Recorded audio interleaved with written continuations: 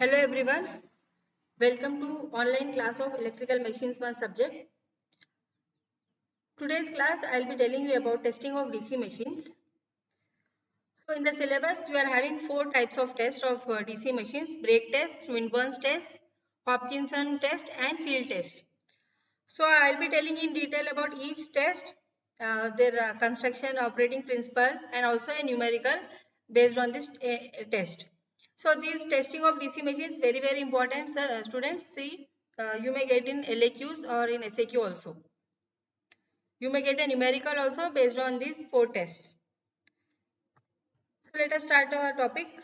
So DC machines can be tested by 3 different methods, namely direct method, indirect method and regenerative method. So the main important performance test to be conducted on a DC machine will be open circuit test, that is magnetization test, load characteristic test, determination of efficiency curve, temperature rise test. So apart from all these 4 tests, so when a DC machine is first put on test at manufacturer's end, it must be given an insulation test and test must also be made to ensure that commutation is satisfactory. So for determination of efficiency of a DC machine, it is necessary to have a knowledge of power input and power output. So these tests, that is direct method, indirect method and regenerative method, from these methods we are determining efficiency of a DC machine. Let us see the first one, direct method. By this method, efficiency and losses of only small machines can be determined. In direct method, full load will be applied to the machine and output is directly measured. This method is very simple looking, but it will involve lot of complications in the measurement of mechanical power input in case of generator and output in case of a motor. If brake is applied to a series motor, brake must be tight before the motor is started. Otherwise, armature may be getting damaged. Let us see indirect method. In indirect method, efficiency of shunt and compound DC machine can be determined. This method enables the determination of losses without actually loading the machine. Okay. Regenerative method, third one. The regenerative method requires 2 identical machines and one of them should operate as motor and other should operate as a generator, and they both are mechanically coupled to each other. So the total power drawn from the supply is only for supplying the internal losses of the machines. So even very large machines may be tested as the power required will be very small. Let us see the brake test. So brake test is a direct method of testing of a DC machine, and this method is suitable for small DC machines. In direct method, DC machine is subject to rated load and the entire output power will be wasted. Ratio of output power to input power will give the efficiency of DC machine. And for a generator, output power will be wasted in resistor. So brake test is performed with small motors only. Brake is applied to a pulley. See, when you see the diagram. So this is the direct method of testing when conducted on a motor is known as brake test.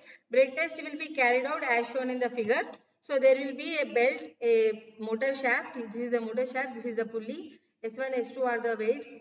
Okay. And this is the belt.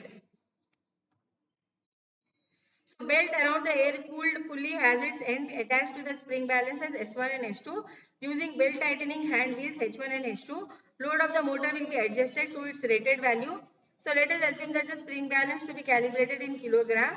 Then rated load on the DC motor is given as motor output power is equal to torque into angular speed. That is, torque is given as force into radius into angular speed. So whenever torque is there, we are determining forces are also determined as F1 and F2 are opposing each other. Therefore, net torque will be subtraction of torque because of F1 and F2. So motor output is omega S1 minus S2 into R into 9.8 watts. So assuming that terminal voltage of DC motor is Vt and IL is the load current, then power input to DC motor is Vt IL. Efficiency is measured as output by input, that is omega into S1 minus S2 into R into 9.8 watt divided by VTIL. So for conducting brake test on DC series motor, it must be ensured that belt is sufficiently tight before the motor is switched on. Because DC series motor should never be started on no load. Already this one I have said in the previous class. So brake test is performed with the small motors only. Brake test will be applied. A brake is applied to a pulley, either air cooled or water cooled, depending upon the rating of the motor. And this is the circuit diagram for a brake test. LAF is the starter, 3-point starter. Voltage across and current through we are measuring. And this is the shunt field winding. Rheostat is connected in series with shunt field winding. Armature is there connected to a pulley. Okay. And this is a water cooled pulley here. And water will be there inside the, we have to pour the water inside this water cooled pulley. So the brake band will be fixed with the help of wooden blocks gripping the pulley. One end of the band will be fixed to earth through spring S and other end will be connected to suspended weight W1. So difference of weight W1 and spring balance reading W2 gives the effective force on the pulley. Mechanical load will be adjusted by varying suspended weights to cause a full flow of full load current through the motor circuit. So power input to the motor can be measured by measuring terminal voltage and input current. So let supply voltage measured by voltmeter is V volts, input current measured by ammeter is I amperes, suspended weight W1 kg, spring balance reading W2 kg, speed of rotation of armature is NRPM, radius of pulley R meters and thickness of belt is T meters.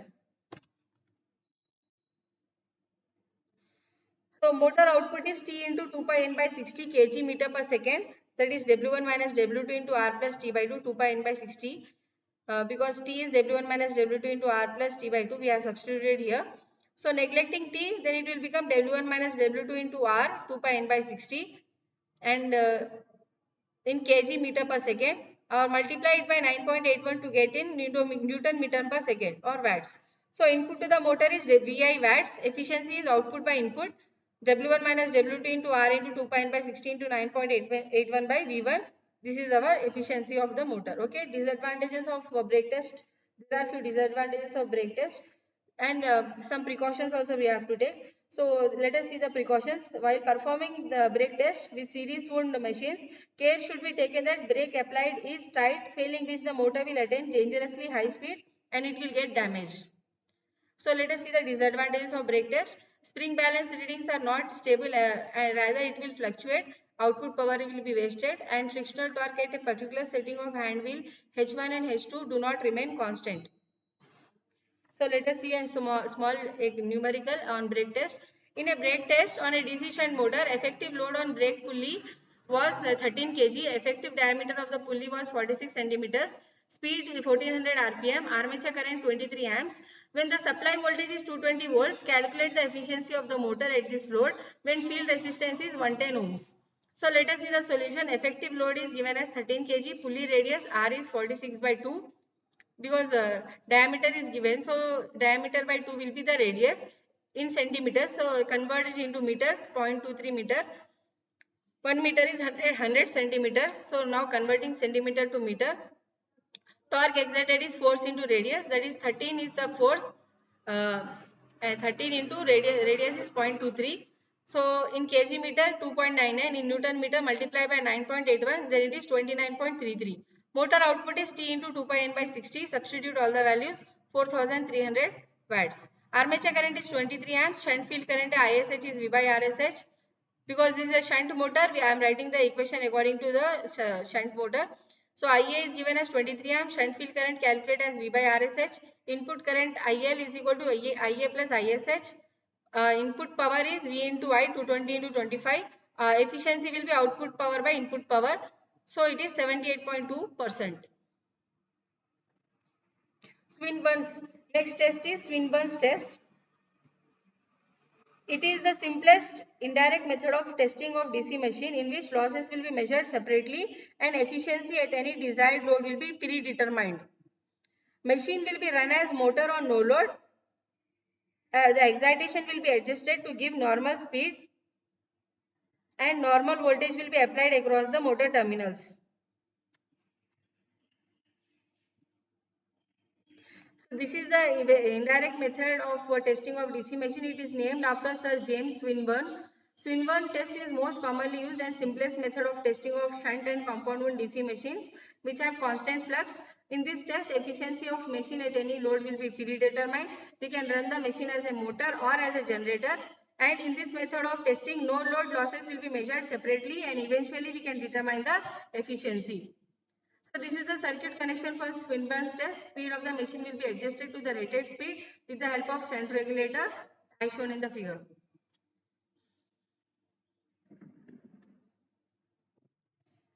So connection diagram for determining total no load losses of a DC machine is shown in the figure here. So resistances of the field winding and armature will be measured at room temperature by voltmeter ammeter method. And since the windings of the machine will be hot under normal operating condition, so resistances will be computed from the measured cold values for a temperature rise of 40 degrees centigrade. So from the data which we get, different losses will be compared and efficiency can be determined. Let supply voltage, motor input current and shunt field current are measured by voltmeter, ammeters A1 and A2 connected in the circuit. Let the voltage be V, let current be I0 and ISH respectively.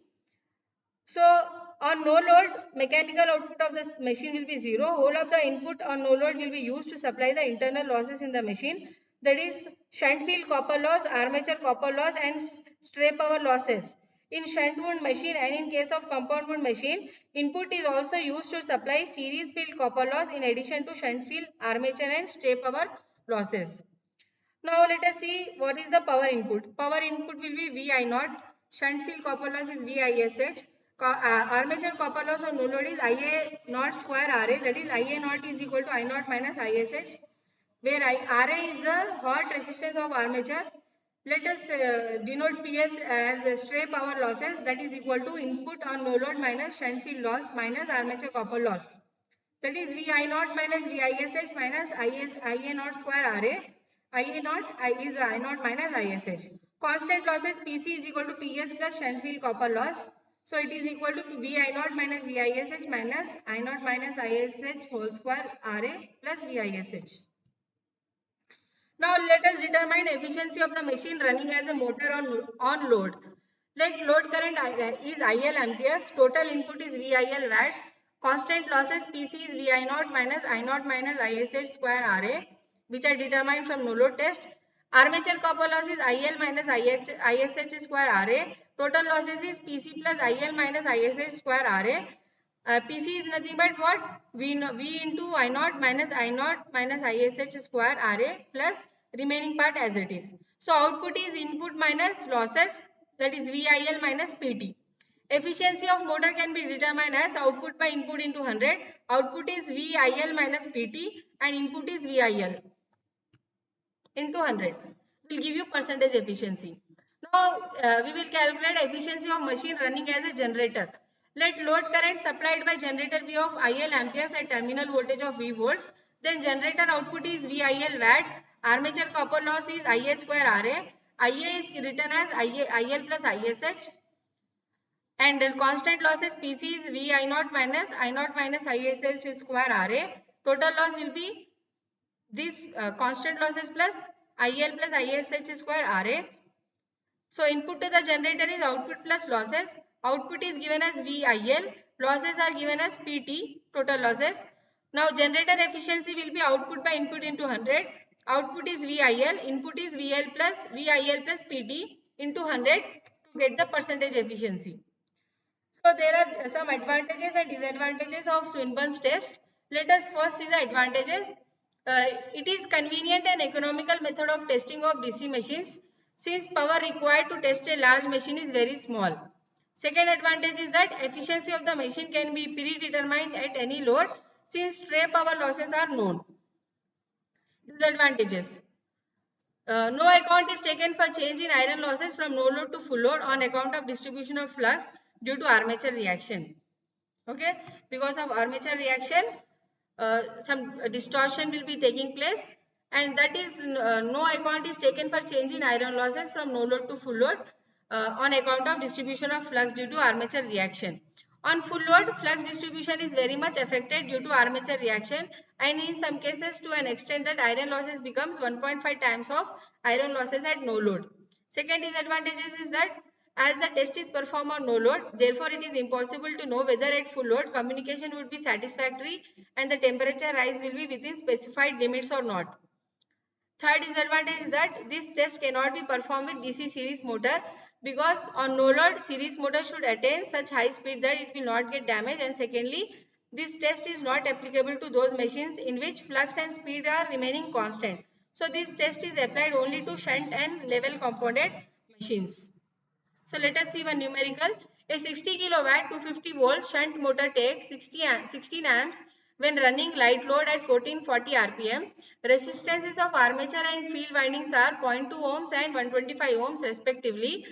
First one, find the efficiency of the motor when taking 152 amperes. Second one, estimate the efficiency when working as generator and delivering 152 amps at 250 volts.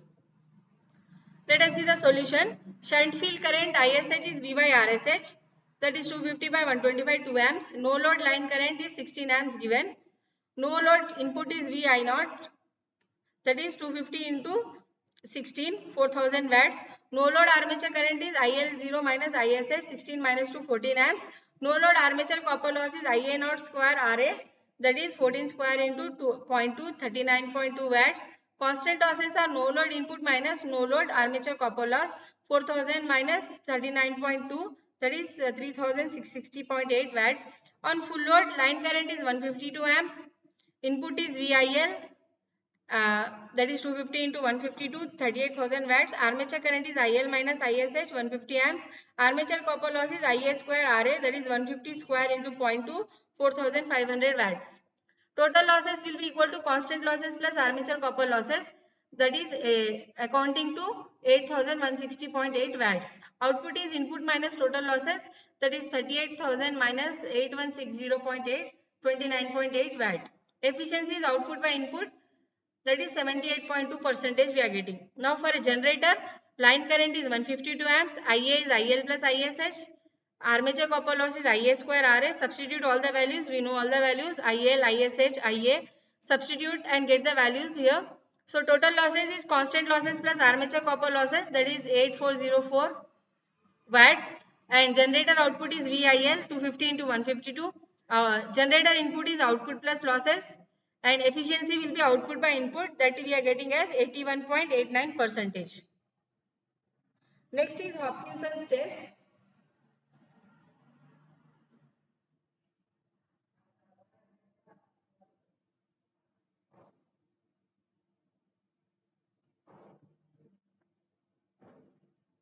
So we have done with the brake test and Swinburne's test. Next is Hopkinson test and field test. Two more tests are there.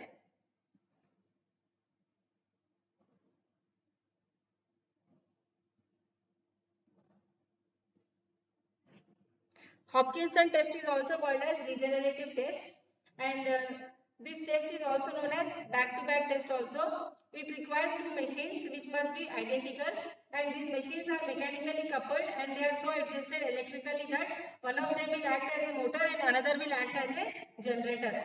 Motor will supply the mechanical power which is utilized to drive the generator, while the generator will develop electrical power to be utilized in driving the motor.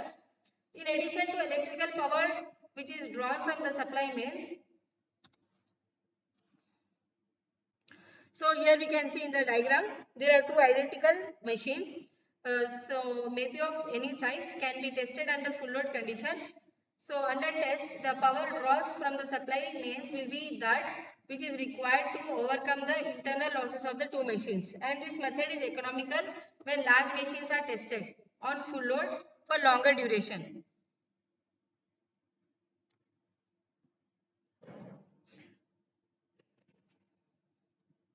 So machine with smaller excitation will act as a motor, and that will larger excitation will act as a generator. So to load the machines, both generator and motor, the excitation of the motor will be decreased, which will decrease its back EMF, causing the motor to take more current from the supply, and which in turn will produce more torque. So during this test, supply voltage will be maintained constant at rated value and the test should be carried out at rated speed. Armature circuit resistances, that is armature winding including brush contact, interpoles and compensating windings. Uh, all of these will be considered. Armature circuit resistances of two machines will be measured at the end of the experiment when the windings have attained their final temperature by passing full load current through them. So let ammeters A1, A2, A3, A4 and A5 connected in the circuit will measure the line current IL, motor current IM, motor shunt field current ISH, generator current IG and generator field current ISHG respectively. So now we will write according to Ohm's, according to Kirchhoff's first law. Motor current IM is IL plus IG or motor input is VIM and generator output is VIG. If NM and NG are the efficiencies of motor and generator respectively, then motor output is VIM eta n. Generator input is VIG by eta G or so motor output is generator input, that is VI efficiency is VIG by eta G. So efficiency of motor into efficiency of generator is IG by IM.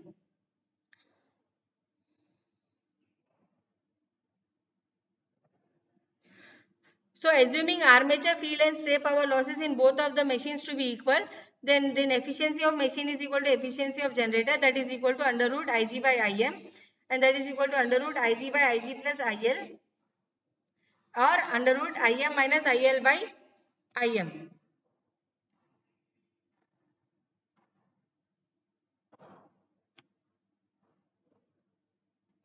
Current drawn from the supply mains is Im minus Ig. Motor intake current is Im. Motor shunt field current ISHM. And motor armature current IAM. Generator output current Ig. Generator shunt field current ISHG. And generator armature current will be equal to Ig plus ISHG. Bus bar voltage is V. Total losses of machines is power drawn from supply VIL. Armature copper loss in motor is Im minus ISHM square RAM. RAM is the motor armature resistance. Armature copper loss in generator is Ig plus ISHG square RAG. RAG is the generator armature resistance. Shunt field copper loss in motor is VISHM. Shunt field copper loss in generator is VISHG. Total copper losses, addition of all these. Stray power losses of the machine is VIL minus IM minus ISHM square RAM. Stray power losses of each machine is PS by 2. Efficiency of motor we are calculating now. So motor intake is VIM. Total loss in motor is armature loss plus field loss plus stray power loss. So we will get the motor output as VIM minus IM ISHM square RAM VISHM PS by 2. Efficiency of motor is output by input. We know output here and input is VIM. So substitution of all these values, then we will get the efficiency of motor. Now let us calculate efficiency of generator. Generator output is VIG. Total losses in generator is armature loss plus field loss plus stray loss, that is Ig plus ISHG square RAG plus VISHG plus PS by 2. Input will be equal to VIG plus remaining part. Output plus losses is the input and generator efficiency is output by input into 100. Advantages of Hopkinson test. It is economical because power required is very small compared to the full load power of the two machines. And second advantage is, since the machines can be tested under full load conditions for long duration, therefore performance of the machines regarding commutation and temperature rise etc. can be conveniently studied. Third is efficiency is being determined under load conditions so that stray load losses is taken into account. So disadvantage is that necessity of two practically identical machines to be available, that is a major disadvantage. For numerical, Hopkinson test on two identical shunt machines gave the following results. Input voltage, input current, output current, field current to generator and motor. All these values are given. So we have to determine the efficiency of motor and generator. So we know all the data, everything is given, just doing the substitution. So efficiency of motor, motor intake is VIM, losses IAM square RAM plus ISHM and plus PS by 2. Motor output we are calculating, then efficiency will be output by input.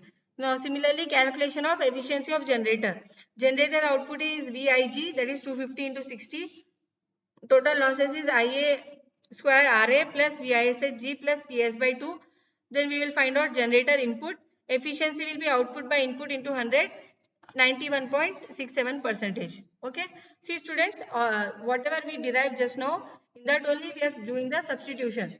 So efficiency as generator, we are having some formulae. Efficiency of motor, we are having some formulae. So in the numerical, all the data is given. So do the substitution, calculate the efficiency of motor and generator. Next is field test for series motor.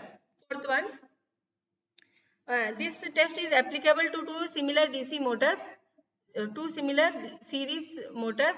Series motors are mainly used for traction work and they are available easily in pairs, and the two machines are coupled mechanically. One machine will run as a motor and drives the generator. Other machine is working as a generator. And the output of the generator will be wasted in a variable load R. Iron and friction losses of two machines will be made equal by joining the series field winding of generator in motor armature circuit so that both machines are equally excited and by running them at equal speed. So these are two machines, that is one is acting as motor, other is acting as generator. They are coupled to each other and voltmeter and ammeters are connected across them, and load resistance R will be varied till the motor current reaches its full load value, which is indicated by ammeter A1. After this adjustment for full load current, different ammeter and voltmeter readings will be noted down. Let V is the supply voltage, I1 is the motor current, V2 is the terminal voltage of generator, I2 is the load current. Intake of the whole set is V by I, output is V2 by 2, and total losses is V by 1 minus V2 by 2. So armature and field copper loss is WCU is RA plus 2 RAC by 1 plus I2 RA. RA is hot armature resistance of each machine. RSC or RA. Okay. RSC is the hot series field resistance of each machine. Stray losses for the set will be W1 minus WCU. Stray losses per machine is WT minus WCU by 2. Stray losses are equally divided between the machines because of their equal excitation and speed. Now we will determine the motor efficiency. Motor input is V1 I1. Motor losses is armature plus field copper losses plus stray losses. That is RA plus RSC into I1 square plus WS. Now efficiency of motor is given as output by input V1 I1 minus WS divided by V1 I1. Generator efficiency. Generator efficiency will be of little use because it is running under abnormal conditions of separate excitation. However, efficiency under these unusual conditions can be found if desired. Now, generator output is V2 I2, field copper loss is I1 square RSC, armature copper loss I2 square R2, stray losses is WS, total losses will be equal to I1 square RSC plus I2 square RA plus WS. So we can write this as WG. Now efficiency of generator can be found out V2 I2 by V2 I2 plus WG.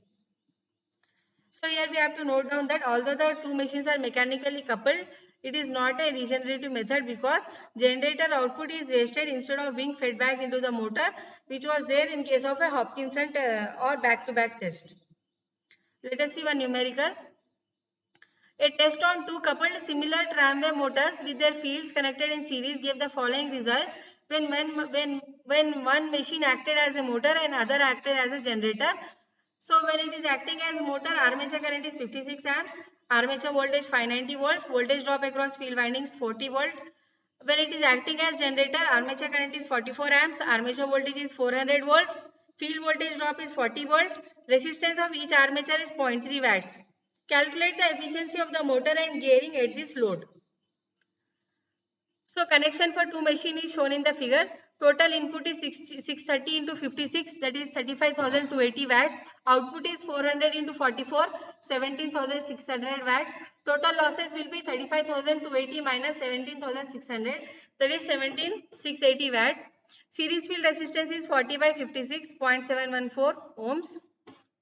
Total copper loss 6006 watts. Stray losses will be equal to total losses minus total copper loss, that is 11,674 watt. Per machine if you want stray losses divided by 2, 5837 watts. Now we will calculate motor efficiency. Motor armature input is equal to armature voltage into motor current, that is 590 into 56, 33,040 watt. Armature circuit copper loss is 0.3 plus 0.714 into 56 square, 3180 watts. We will get the answer. Stray losses is 5837. Total losses will be 3180 plus 5837, that is 9017 watts. Output is 33,040 minus 9017, that is 24,023 watts. Efficiency will be output by input, that is 72.7%. Thank you everyone for watching the video. I hope today's class is clear to everyone. Watch the video from start till the end. Write your attendance in comment section. So we have learned 4 tests here: brake test, Swinburne's test, Hopkinson test and field test, which are conducted on DC machine to find out the efficiency. Okay. Numericals are also very important based on these 4 types of tests. So we have completed 4th unit, students. Next class I will be starting the 5th unit.